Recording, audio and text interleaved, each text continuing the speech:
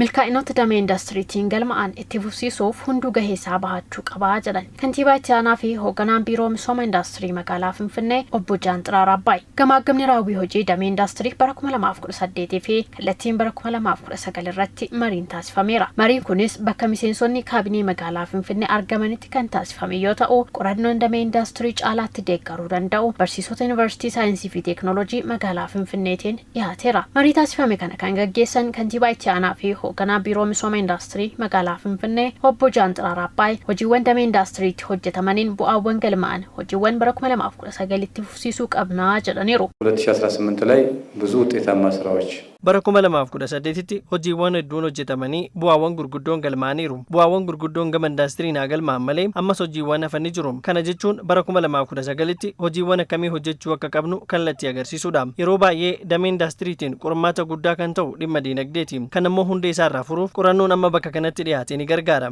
Ammas qorannoowwan gama birootiinis gaggeeffamu kan itti fufu ta'a. Obbo Jaanxiraar itti dabaluun bulchiinsi magaalaa Finfinnee damee indastirii guddisuuf oomishaa fi oomishtummaa dabaluuf hojiiwwan hojjetaman kan deeggaru ta'uu dubbataniiru. ከተማ አስተዳደሩ ለኢንዱስትሪዎቹ bulchiinsi magaalaa Finfinnee rakkoowwan gama indastiriin mudatan qorannoon adda baafachuun furmaata itti kennuuf murtoowwan gurguddoo murteessuun hojiitti erga galee bubbuleera. Qorannoon har'a dhiyaatee fi mariin guyyaa har'aa haalota rakkisoo gama indastiriin mudatan akkamitti kana caala furuun oomishaa fi oomishtummaa biyya keenyaa dabaluu dandeenya kan jedhu irrattidha. Yaada kana milkeessuuf hunduu gahee isaarraa eegamu bahachuu qaba. Hirmaattonni sagantichaas qorannoon dhiyaate damee indastirii caalaatti kan utubu ta'uu eeruun gara fuula duraattis damee xiyyeeffannoo barbaadu akka ta'e hubachiisaniiru. ኢንዱስትሪን መደገፍ በጣም አስፈላጊ ነው።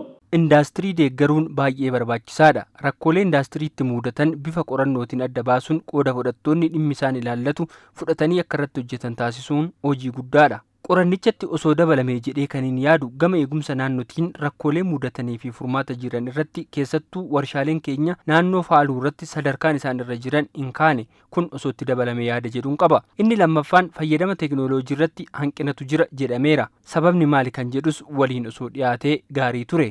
ኢትዮጵያ ታምርት የሚለውንም ንቅናቄ sosochii Itoophiyaa oomishtuu jedhu maalirraa akka jiru qorannoon deeggaramee dhiyaachuun isaa baay'ee abdii namatti kan horudha. Damee kanarratti ogeessa hirmaachisuun ammas hojiiwwan hojjetamaa jiran guddina Itoophiyaa kana ariifachiisanidha. Kana malees qorannoon guyyaa har'aa dhiyaate bakka hooggantoonni seektaraalee garaagaraa jiranitti dhiyaachuun isaa hunduu gahee isaa akka beekuuf baay'ee gargaara.